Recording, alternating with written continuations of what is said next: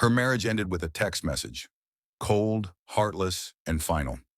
Before she could even wipe her tears, her husband had drained their 200 million Naira joint account, laughing at how easy it was to leave her penniless. He thought he had broken her, reduced her to nothing.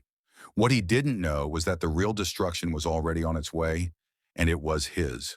This is the story of a woman discarded like trash, stripped of dignity and wealth, who rose from betrayal with a vengeance her husband never imagined. Hello, family, welcome back. Before we begin, I have a small but heartfelt request, please. Subscribe. Your support is what keeps these stories alive. Every time you click that button, you're helping us share voices that would otherwise be forgotten and stories that deserve to be heard. And in the comments, tell us where you're watching from, because together we are not just telling stories, we are keeping hope alive. Her life ended with a text message. That morning, Margaret Harris, Maggie to everyone who loved her, was standing in the kitchen, humming softly while flipping pancakes for her children. The smell of butter filled the house. It should have been a normal morning, the kind of morning she lived for. But what she didn't know was that before the sun had even fully risen, her husband had already decided she no longer existed. Maggie was 38, graceful and calm. She was the kind of woman who smiled at strangers, who remembered birthdays, who gave her whole self to the people she loved. She had given up her career in banking years ago so Richard, her husband, could build his empire without distraction. She raised their children, Claire and Jason, managed the home, and never complained. Everyone in the community said the Harrises had the perfect marriage. Richard was charming, successful, and handsome in a sharp, expensive way. Maggie was beautiful, though in a softer, quieter style. Together they looked like a picture from a magazine, the powerful man and the devoted wife who stood proudly at his side. But that was only what the world saw. Behind the closed doors of their mansion, Richard's smile disappeared. The illusion was on full display the night before, at their 12th wedding anniversary dinner. The restaurant was crowded with friends, business partners, and extended family. Gold lights glowed above the tables. Waiters carried glasses of champagne and plates of seafood. Richard stood tall at the head of the room, glass in hand, his voice booming. "To my beautiful wife, Margaret," he announced, pulling her close for a kiss on the cheek, "the woman who made me who I am today. Without her sacrifices, I would be nothing." The guests clapped and cheered. Maggie blushed, embarrassed by the attention, and gave a polite smile. For a moment she believed him. She wanted to believe him. But while she was still basking in the praise, Richard's hand slid into his pocket, pulling out his phone. Beneath the table, hidden from the guests, he typed quickly. Maggie caught the faint glow of the screen and glanced down. She didn't need to see the words to know who he was texting. Chloe, the young secretary who never left Richard's side at the office. She was in her mid-20s, with glossy hair and the kind of beauty that turned heads. Richard spoke of her often, always with exaggerated admiration. Chloe is efficient, Chloe is sharp, Chloe is the future. Maggie had once asked why he mentioned her so often. Richard had laughed. "Because she works hard, Maggie. Not like you sitting at home, growing soft." That laugh still stung. At the dinner, Maggie's smile stayed frozen, while Richard leaned in to whisper, "Don't look so stiff. You should be grateful. No one in this room knows how useless you really are." His lips curled cruelly. "You're too simple. That's your problem. Too simple for a man like me." Maggie's hand trembled around her champagne glass. She looked around the room at the smiling faces, the clinking glasses. To them, Richard was the perfect husband. No one saw the way his eyes cut into her like knives. Over the following weeks, Maggie noticed things. Withdrawals from their joint account, thousands of dollars missing without explanation. Late nights at the office that stretched into dawn. Phone calls he refused to take in front of her. One evening, she gathered the courage to ask. "Richard," she said softly as he came home past midnight, smelling of cologne that wasn't his usual brand. "I saw some withdrawals in the account. $40,000 gone in 1 week. Is everything all right?" Richard dropped his briefcase on the sofa and sneered. "Are you spying on me now? I just thought—" "You thought what? That I need to explain myself to you?" He stepped closer, towering over her. "That money is mine. I built this empire. You've done nothing but sit at home, playing perfect wife. Don't question me, Margaret. You're not smart enough to understand business." Her chest tightened. The Maggie who once believed she was his partner, his equal, felt smaller with every word. The morning it all fell apart began like any other. Maggie was in the kitchen, flipping pancakes for Jason and Claire. The children giggled at the table, fighting over syrup. Her phone buzzed on the counter. She wiped her hands on a towel and glanced at the screen. It was a text message from Richard. "It's over. Don't call me. The account is mine now." Her breath caught in her throat. She read the words again, but they didn't change. Her hand trembled so violently the phone almost slipped from her grasp. She rushed to the banking app, her fingers fumbling. The screen loaded, and then the truth hit her like a blade to the chest. The joint account balance, $0.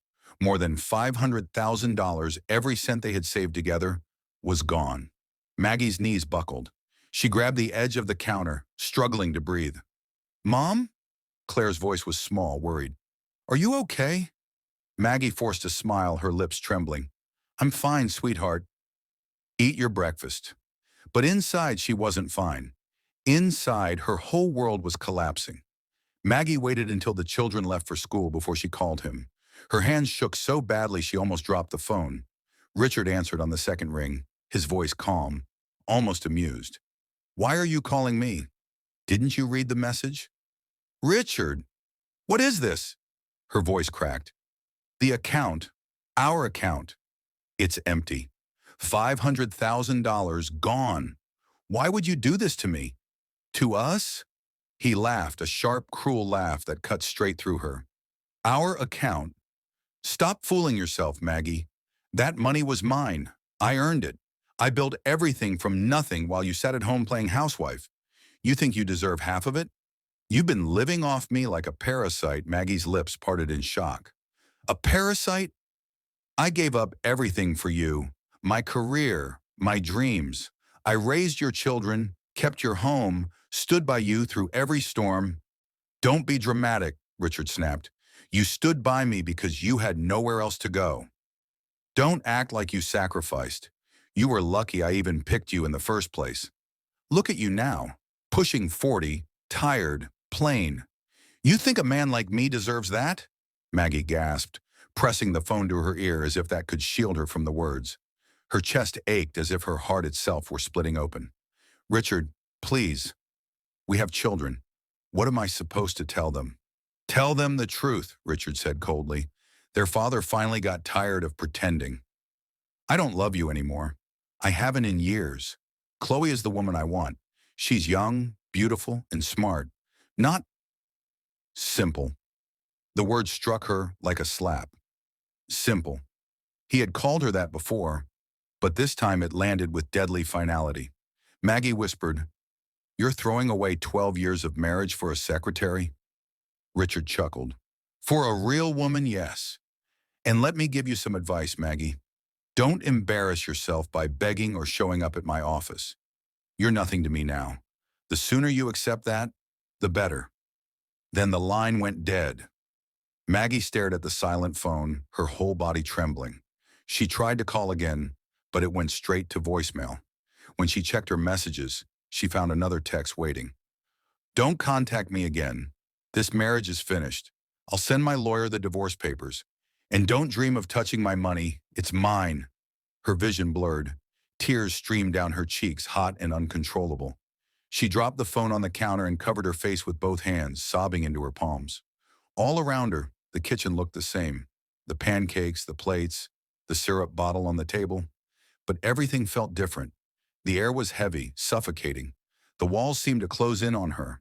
For 12 years, she had believed in the illusion, the devoted wife, the strong husband, the happy family. She had believed the public displays, the speeches, the smiles. She had believed that love and sacrifice meant something. Now she realized it had all been a mask.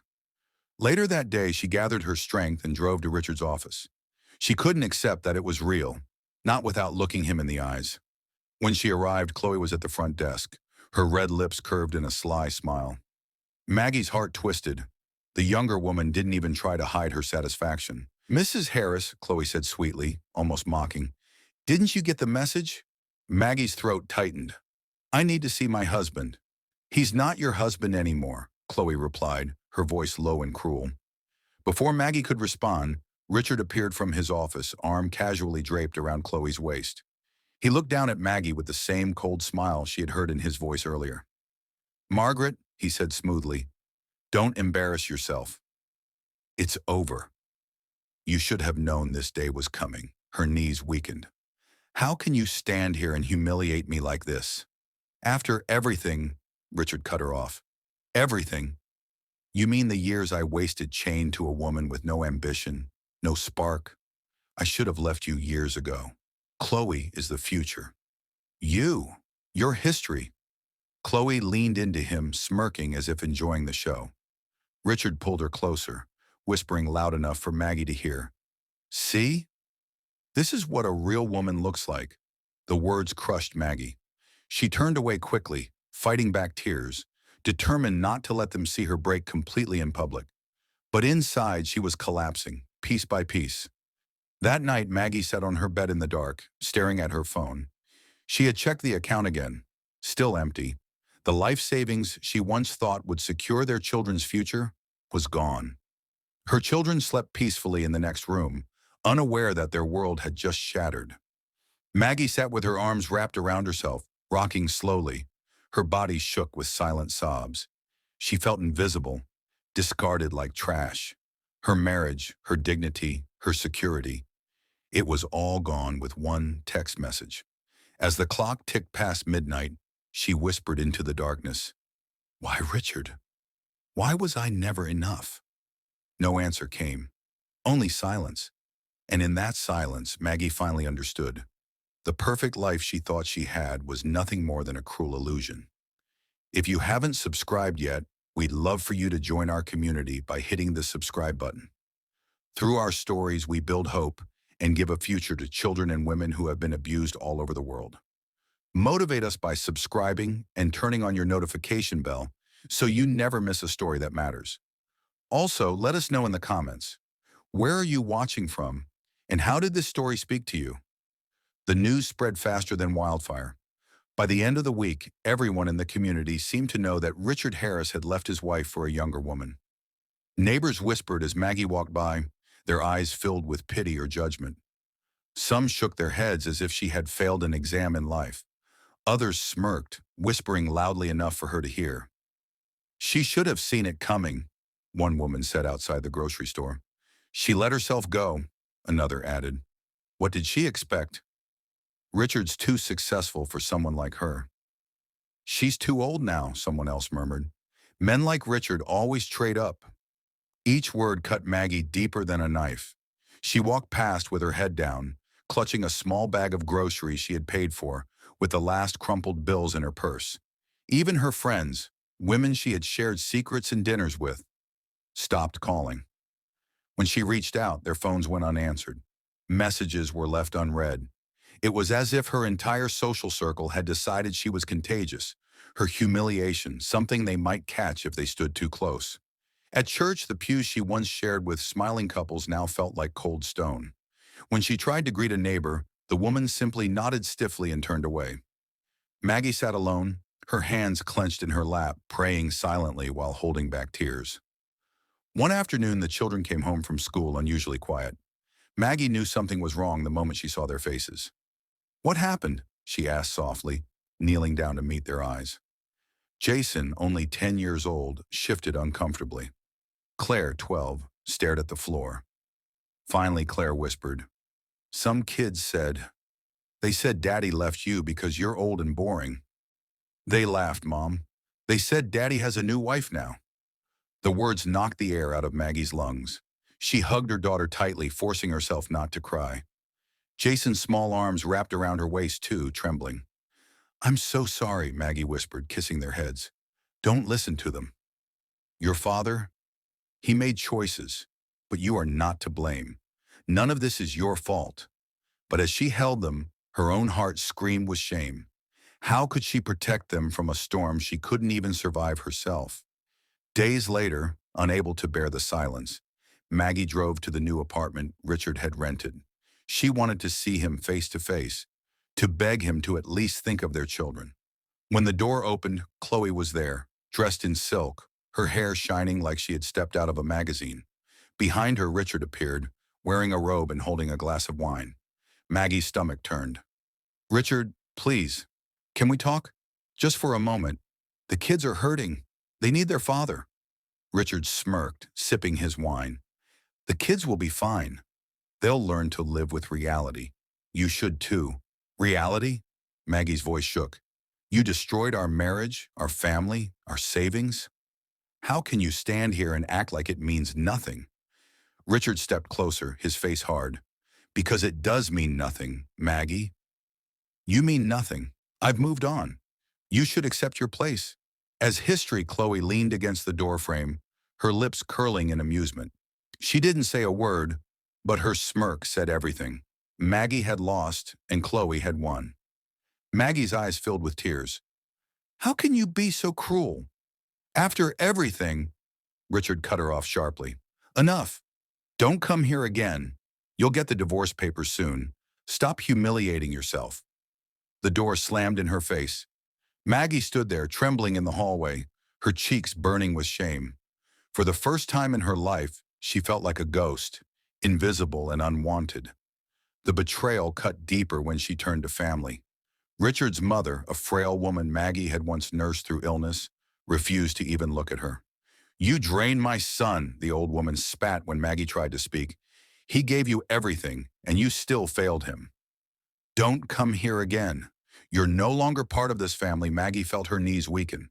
She left the house with tears streaming down her face, realizing she had not only lost her husband, but every bond she thought she had built over 12 years.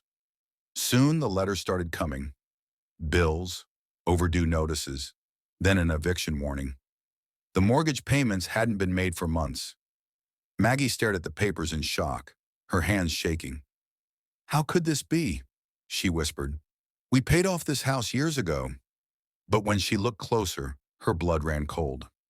Richard had secretly taken out a new mortgage against their home, using her forged signature. He had drained the money and left her responsible for the debt. Her vision blurred. She sank into a chair, clutching the paper to her chest, her sobs echoing through the empty house. One evening, as she sat staring blankly at the stack of unpaid school fees for Claire and Jason, there was a knock at the door. She opened it to find a man standing quietly holding a briefcase. His face was familiar, gentle eyes, calm smile.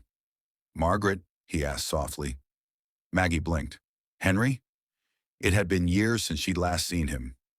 Henry Williams, her childhood friend, the boy who used to walk her home from school, now a grown man.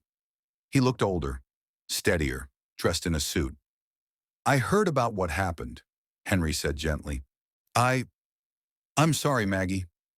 I can't imagine what you're going through." Her eyes filled again. "Everyone else vanished.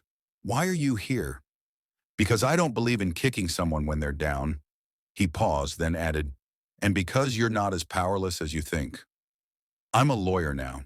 If Richard did what people are saying, there may be legal grounds to fight back." Maggie shook her head weakly. "Fight back? Against Richard? He has everything. Money, connections, power. I have nothing." Henry's gaze was steady. "You have the truth. And sometimes that's enough. Don't give up yet. Please." For the first time in weeks, a tiny spark flickered inside Maggie's chest. It wasn't hope, not yet. But it was something. She looked at Henry, her voice trembling. "He mortgaged the house behind my back. Forged my signature. Took everything. What kind of man does that to the mother of his children?" Henry's jaw tightened. "The kind of man who believes he's untouchable." "But he isn't, Maggie. Not if we can prove what he did." Maggie stared down at the papers in her lap, her tears blurring the ink. Her world was still broken, her heart still shattered. But for the first time since that text message, she thought, maybe Richard Harris wasn't invincible after all. The first time Maggie sat in Henry's office, she felt like she was walking into a foreign world. The room smelled faintly of paper and ink, the walls lined with heavy books on law. She sat across from him, hands folded tightly in her lap, as if holding herself together was the only thing keeping her from falling apart. Henry pushed a file across the desk toward her. "I've been looking into Richard's accounts," he said carefully, "and what I found doesn't look clean." Maggie opened the file with trembling fingers. Inside were bank statements, property documents, and contracts, most with Richard's name. Some bore her own name too, her signature scrawled across them. She frowned. "I never signed these," she whispered. "I know," Henry said. "They're forgeries. He used your name to take out loans and mortgages. That's fraud, and that's just the beginning. Some of these accounts are tied to companies overseas. The transfers don't add up. It looks like he's been laundering money." Maggie's stomach dropped. She stared at the papers, her pulse racing. Money laundering? Richard? But he's so careful about his image.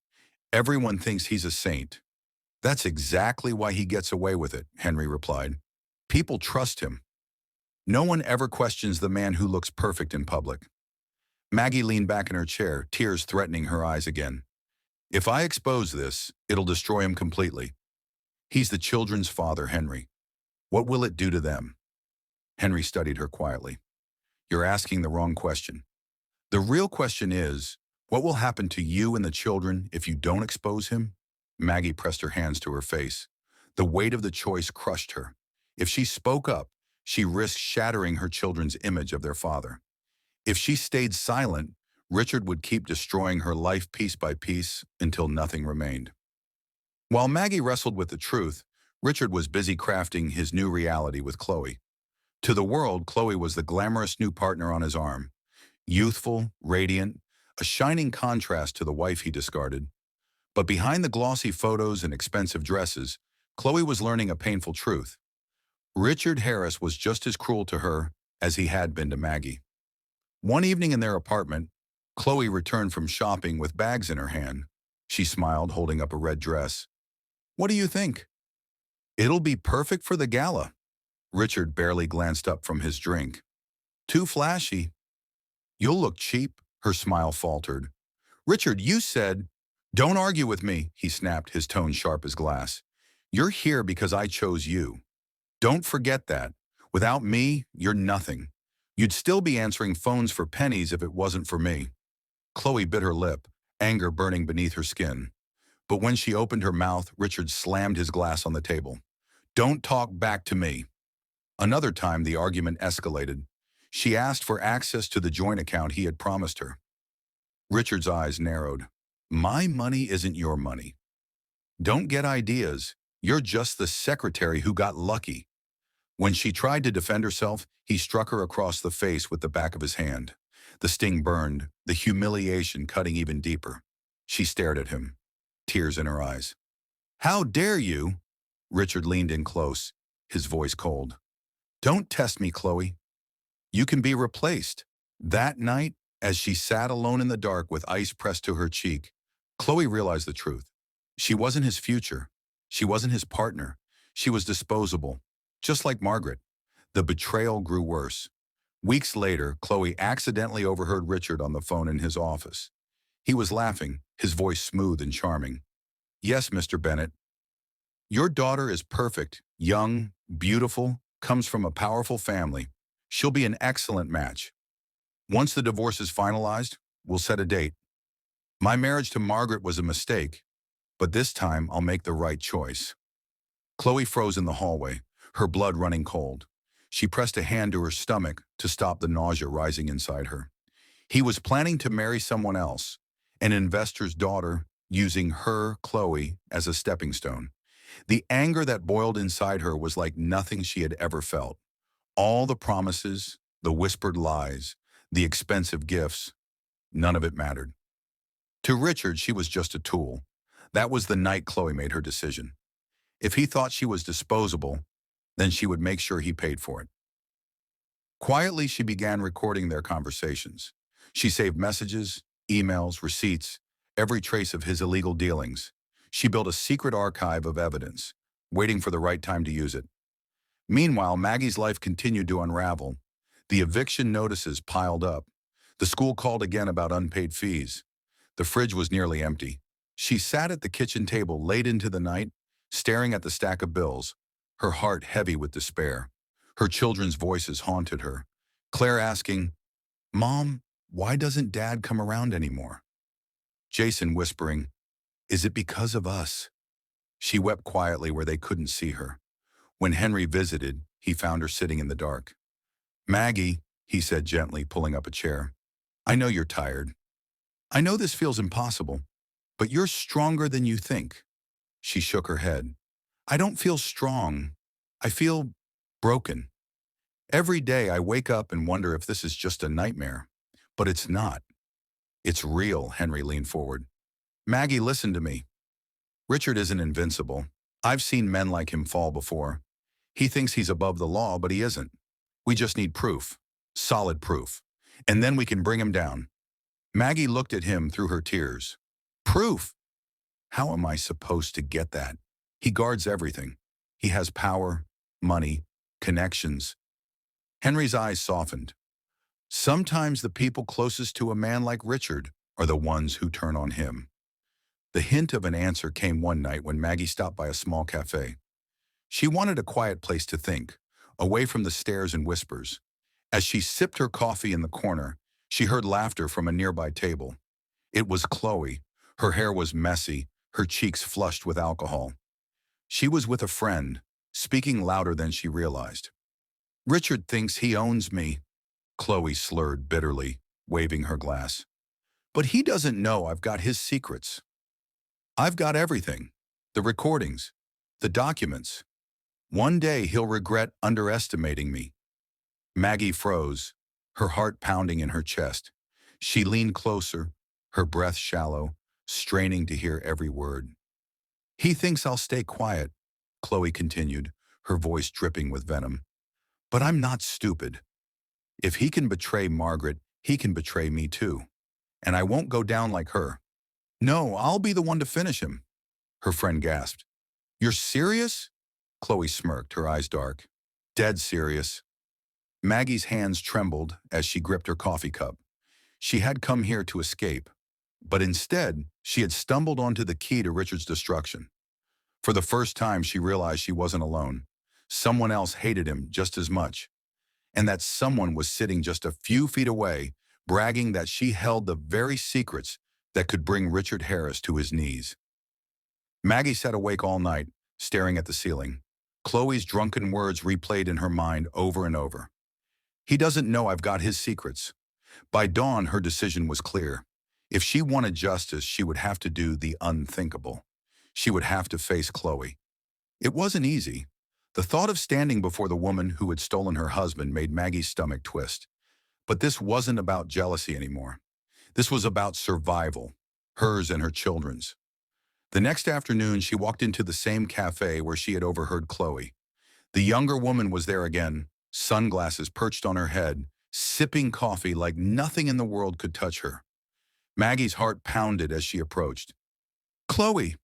Chloe looked up, surprise flickering across her face before it shifted to a sly smile. "Well, well." If it isn't the ghost of Richard's past, Maggie swallowed her pride. "I'm not here to fight you. I know what you said the other night. About the secrets you're keeping. I need them." Chloe leaned back in her chair, studying her with narrowed eyes. "Why should I give you anything?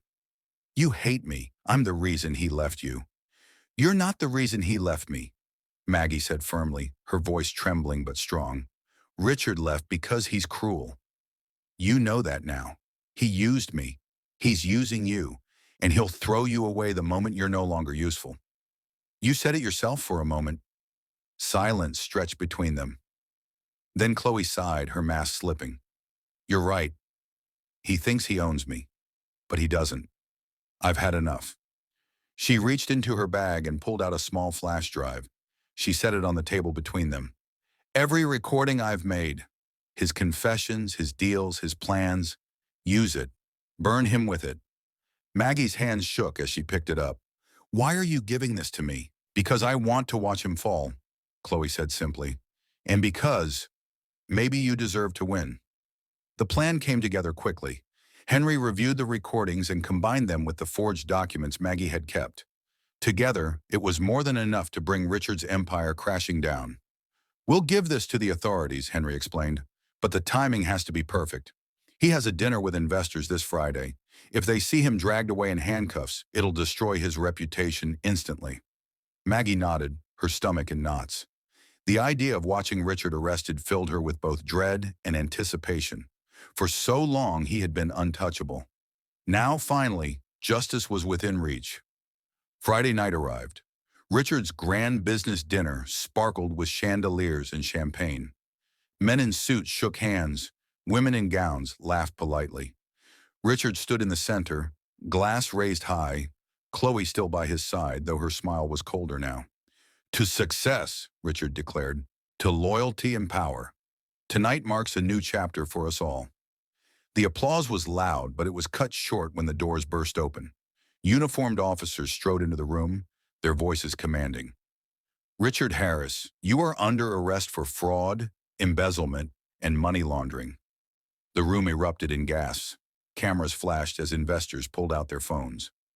Richard's glass slipped from his hand, shattering on the floor. "This is a mistake," he shouted, his face red with fury. "Do you know who I am? You can't do this to me." But the officers ignored him. They cuffed his wrists in front of everyone, dragging him toward the exit. His guests recoiled, whispering in horror. Chloe quietly stepped back, letting him fall alone.